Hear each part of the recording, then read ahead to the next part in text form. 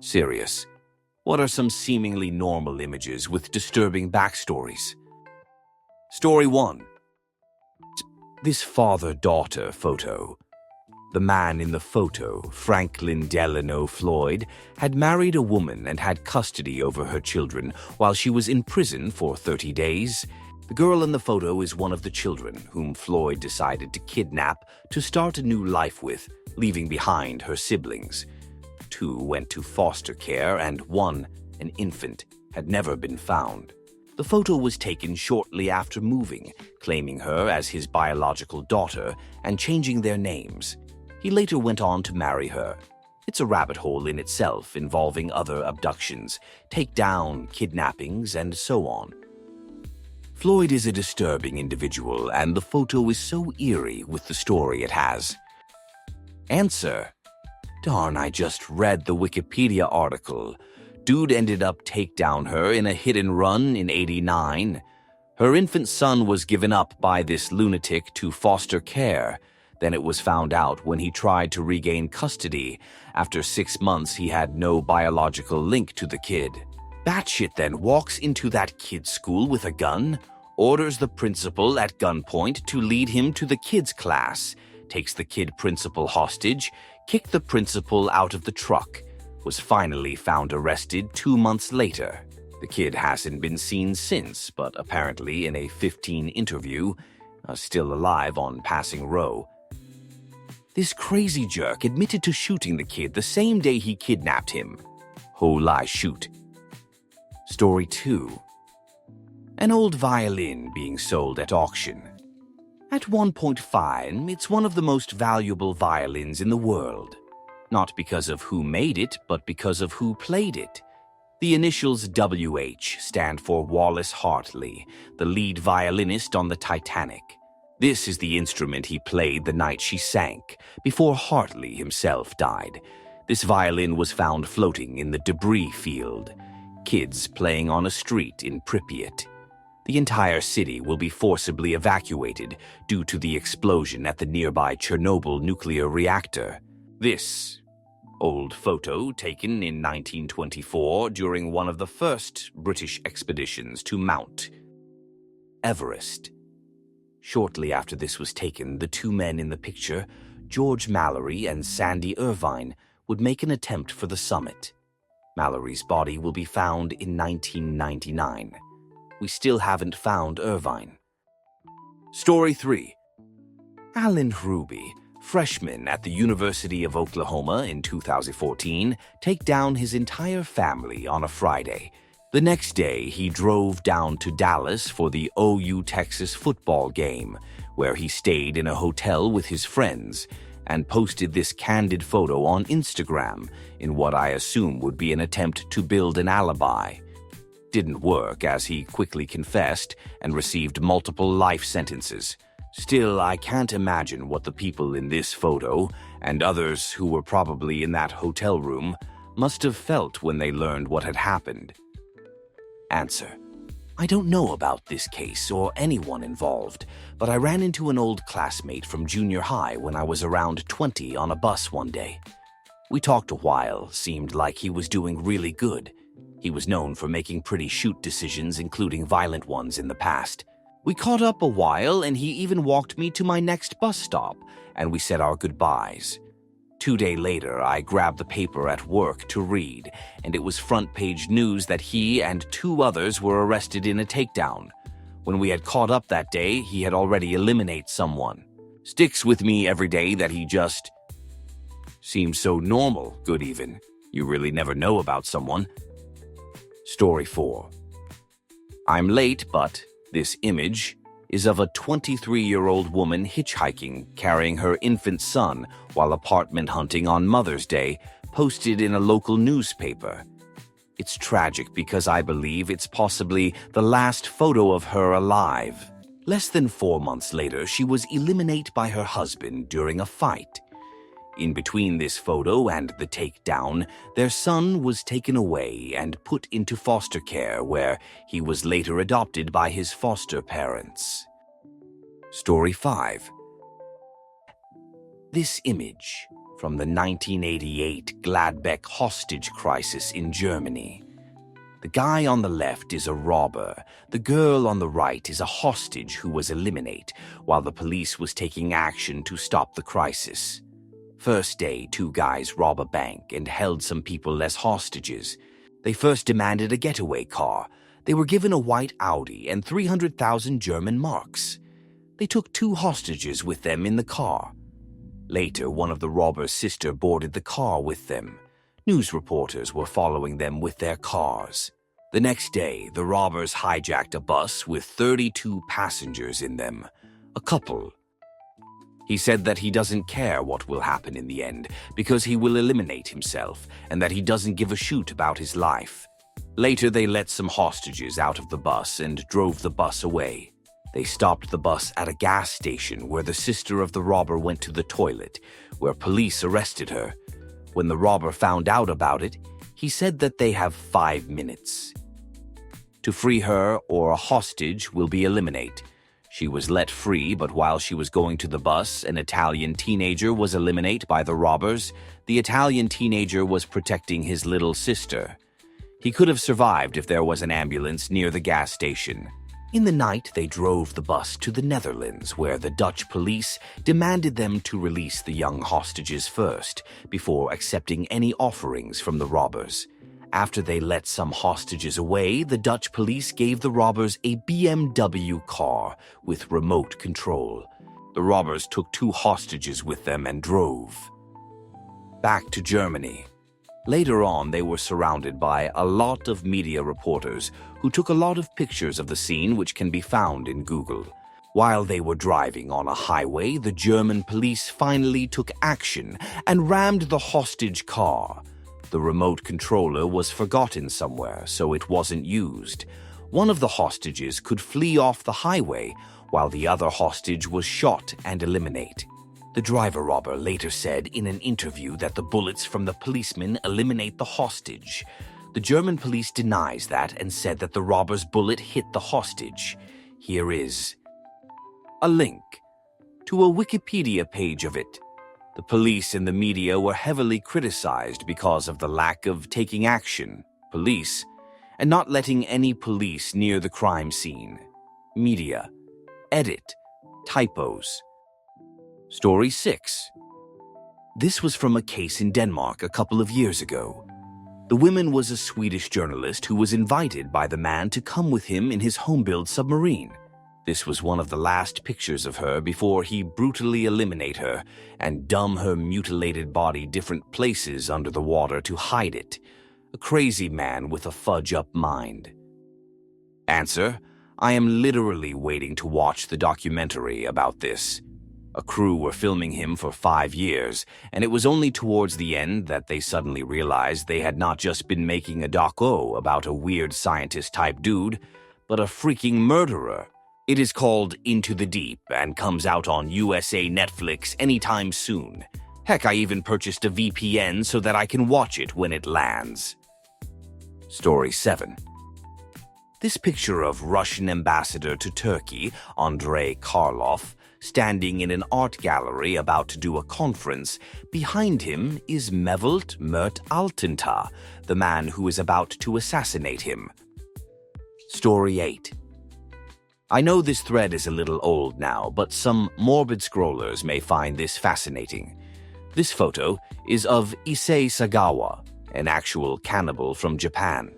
This photo was taken for a Japanese magazine after he was released from prison due to insanity. He was frequently on talk shows, reviewed restaurants for magazines, and even appeared in horror films. He wrote a book on his takedown of Renee Hartfelt, and you can read in explicit detail about how his mind conflated eating her to a romantic act. Note, it is not for the faint of heart. It will not leave you. Story 9. Mike Hawthorne and Ivor Bjerb celebrating with champagne after winning the 24 Le Mans, specifically the 1955 Le Mans, during which 84 people, mostly spectators, were eliminated in a crash which was at least partially caused by Hawthorne. Here's an old British Path News video about the race which includes footage of the crash. Story 10. Last image of Sydney Loof before she was taken down by her Tinder date. She had been cut into 14 pieces, and part of her upper left arm was never found. Her body was brought to the morgue in 6 separate bags. Answer: so I just looked this up, and it appears far more strange than you let on. Sydney Loof, aged 24, began talking to a woman on Tinder who used the fake name Audrey, but it was actually 25-year-old woman Bailey Boswell. The two went on a date, then they went on a second date in which they went to Bailey's home, where she lived with her 52-year-old boyfriend Aubrey Trail. Sydney died that night. So Aubrey was a lifelong con man and a sadist who wanted to have an intimacy cult, coven sort of thing, comprised of women who were subservient to him. The women told jurors that Trail and Boswell spoke more than once about a desire to torture and eliminate someone so the women could become witches and gain powers. One woman said the pair intended to record and sell such a video for $1 million. There's more to it than that, but just a strange story. Story 11. This picture was taken by the crew of a ship who saw this girl, 11, floating on a disintegrating float. Her whole family was taken down on a sailboat by their hired captain, who left her to drown with the sinking boat. She miraculously made it to the Cork life float. She drifted for 4 days, no water, no food, being burned by the sun. Upon hearing that she had survived, the captain eliminated himself. Story 12. This article shows a photo of 3 girls smiling together, a selfie. The light on the right-hand side of the photo is the headlight of the train that hits them moments later. Answer: my dad has been a train driver for over 30 years now. A guy stepped out onto the tracks when he was driving one night. My dad had to stop, take his torch, and go look for him. The guy was injured but got taken to hospital to recover. My dad took 6 weeks out and it really shook him up. The lad had only been in his 20s. The same guy came out of hospital and returned to the track. This time it was one of my dad's friends who hit him, sliced his legs clean off, and he died. My dad's friend never drove a train again after that, and I know it stuck with my dad for years. Story 13. Here are over 100 pictures taken by serial killer Rodney Alcala, aka the dating game killer. Alcala would say he was a photographer and convinced people to model for him in remote locations. It is unknown how many people this man eliminated in his time as a serial killer. Any of these photos could be of people he eliminated. Story 14. The top photo looks like a cop chillin'. It is a fake cop who, when photo taken, just got arrested after eliminate 77 people, among them approx 60 kids teenagers, and injuring around 250 people. He set off a bomb in the city that eliminate 8 people, and then went out to an island where a youth camp was held. He just started shooting, they were trapped on the island and had to swim to get off. Kids who didn't know who was shooting came to him for safety because he was dressed as a cop, and then he shot them. Story 15. Stephen and Katie Pladdle on their wedding day. Stephen with his pregnant wife, his biological daughter, Katie, and his mother, her mother-in-law, also her paternal grandmother, Grace, and Katie's adopted mother and father. He goes on to take down her, the baby, and her adopted father before eliminate himself. Story 16. The man dressed as Santa Claus in the picture is Bruce MacArthur. He was a landscaper for most of the year and worked as the Agincourt Mall Santa during the holiday season. Between 2010 and 2017, he would lure men to meet up via a dating app, take down them, and spread their remains among planters' boxes at properties he managed. He was found guilty of 8 counts of first-degree takedown and is serving life in prison. Answer: and for a long time, the community knew someone was out there taking gay men, but Toronto police didn't believe there was anything suspicious. Just months before the first bodies were discovered, I remember seeing a post on Reddit from queer people in Toronto talking about how frustrating it was that police didn't care. It was heartbreaking to follow the news as they found more bodies and continued to insist that there never was a reason before to suspect someone was eliminate gay men. Story 17. This is Sarah Funk, a YouTuber vlogging her trip to Serpos's Red Lake. In the picture, there is a suitcase floating in the water. Inside the suitcase, 2 years later, it's going to be revealed the corpse of a 12-year-old girl, taken down by a serial killer and ex-military, Nikos Metaxa. Story 18. This guy took a picture of a bear while in the woods. Shortly after he took that photo, he was eliminated by that same bear. Story 19. Photo of downtown Manhattan, seconds before the 9/11 terrorist attack. The artist, Wolfgang Stahl, was projecting a live recording of the Manhattan skyline as part of a gallery show the week of Sept 6, 2001. The artist's webcam observed the events of September 11th unfold in real time. Given the lo-fi quality of early webcams, his recording is a live feed of the 9/11 attacks in freeze frames. Staley inadvertently captured the first plane crashing into the World Trade Center on his webcam. Hyperallergic, Stahl captured some of the only footage of the first plane. Story 20. The 17-year-old went missing on the morning of February 27th when he told family members that he planned to hike Haiku Stairs, also known as the Stairway to Heaven. The photo was one of a few photos the teen had texted to family members during his hike, and after extensively studying the pictures, they noticed a man in one of them. The family is now asking for the public's assistance in identifying the man in the photo, hoping he may have more clues that could possibly lead to Pua's location. Story 21. This one. The picture was actually found on the camera of 2 vacationers who were swept away in the 2004 tsunami, which resulted in over 230,000 deaths. Story 22. This is a photo of John List and his family. In 1971, this jerk shot and eliminated his mother, wife, and children in their New Jersey home. Earlier in the year, he lost his job and was unable to provide the abundant lifestyle he and his family were accustomed to. This was an abject failure in his eyes. He hid the loss of his job from his family. He attempted to secure employment, but nothing measured up to his previous salary. So he remained unemployed and continued leaving his home as if he were going to work while skimming his mother's account to cover the finances. Once that started to run dry, his only logical next step was to eliminate them. In his mind, going on welfare would have been too humiliating, so he instead opted to send their souls to heaven. He methodically take down each family member one by one, moved their bodies to the same room, then cleaned each scene.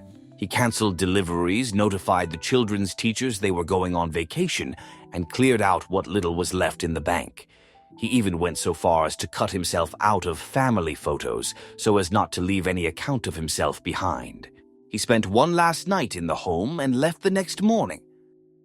Lights on and organ music blaring through the house's intercom system. Due to List's multiple ruses as well as the family's reclusive nature, the bodies of the List family weren't discovered for a month.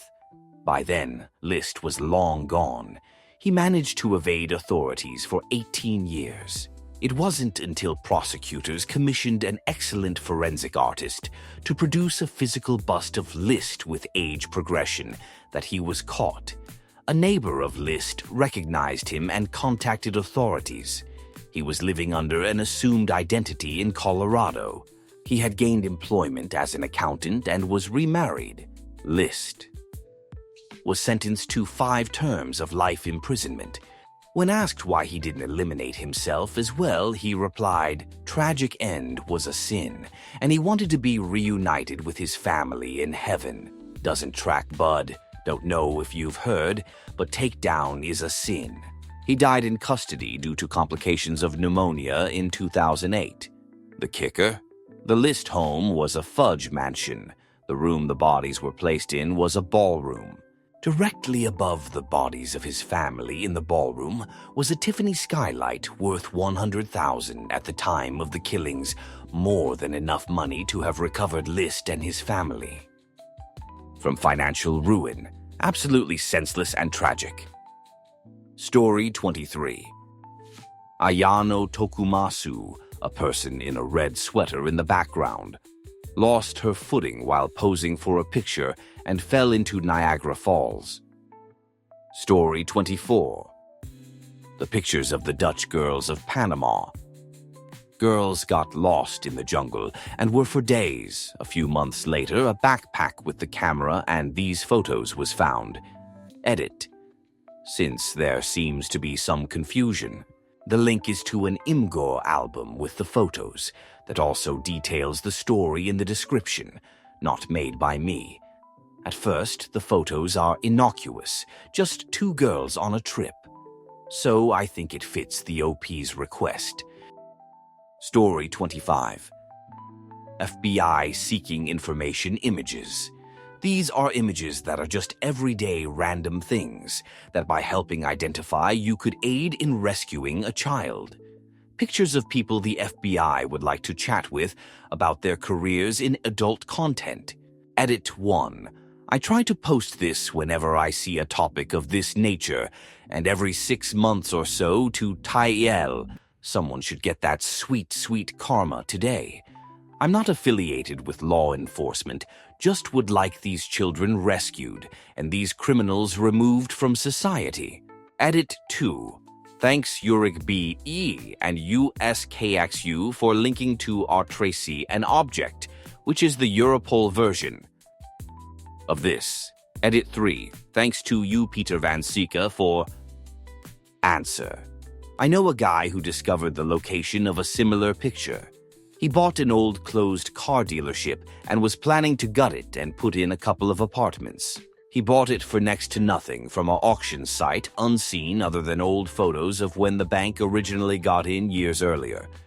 While cleaning it out, he found a bunch of needles and substances baggies, so he called the cops. They showed up a few days later, took some photos, and gave him the number of some hazmat cleaning companies. Later that day, they called him back, saying that he was under no circumstances to enter the building and he needed to meet them ASAP. Turns out pictures had been taken in the bathroom with very unique tile floor linked to child intimacy trafficking ring from 10 years before. Someone in the department happened to see the new pictures over the responding officer's shoulder and recognized the floor. Edit. To keep the spelling Nazis from overlooking the point of child intimacy trafficking. Story 26. This is actually a video, but basically this dude posted a lighthearted vlog entry featuring his sleeping wife, and come to find out later, she had actually passed away. Story 27. Some are not so innocent, but photos submitted by Europol as part of their Trace an Object scheme. Our Trace an Object has most of them. Essentially, they are cropped pictures of items of clothing, backgrounds, or objects that appear in photos of child intimacy exploitation.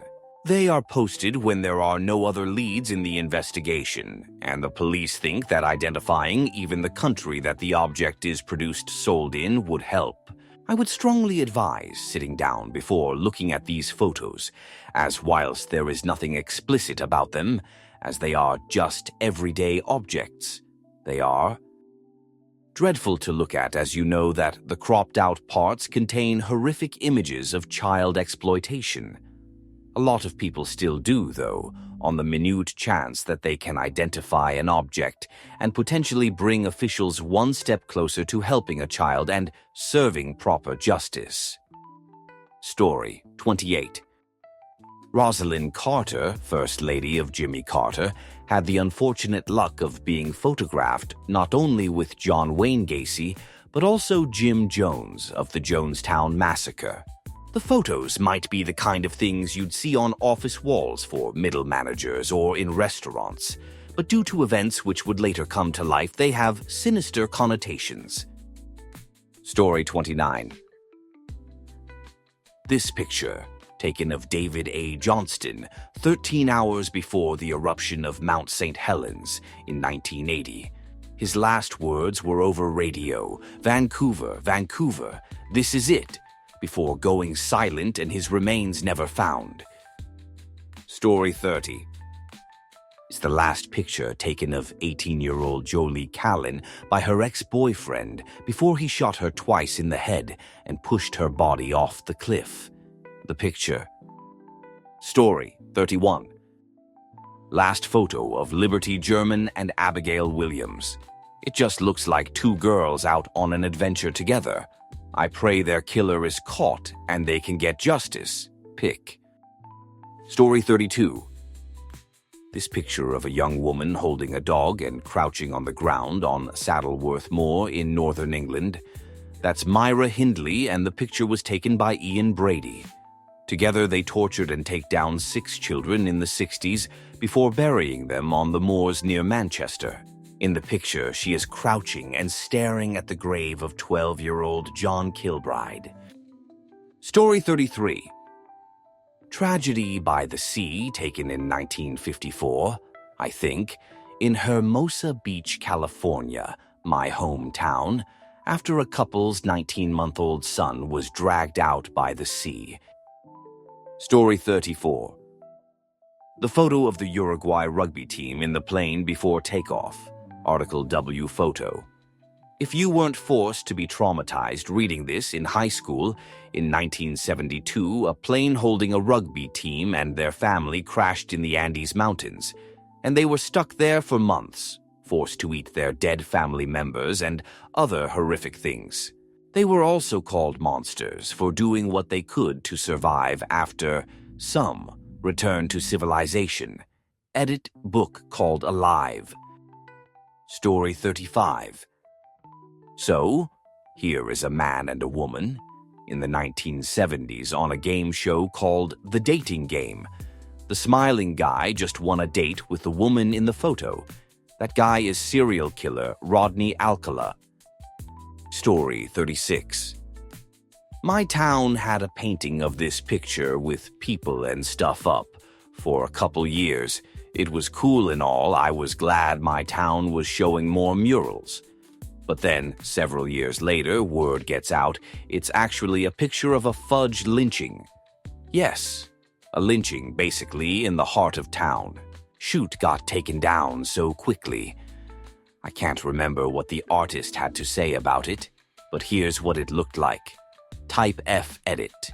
The artist said his painting depicted monsters and how we should not act. The city took it down for a fear of misinterpretation. Answer. Oddly enough, there was supposed to be a third man lynched in that photo, but he managed to talk his way out of a lynching right before they were putting the noose around his neck. There's a short podcast episode on it. The 3 men were accused of eliminating 2 white men at their work. It was a fascinating podcast. My only complaint is that it was too short. They interviewed not only the man who escaped the lynching, but some of the witnesses. This was in Indiana, right? IDK, there's a part of me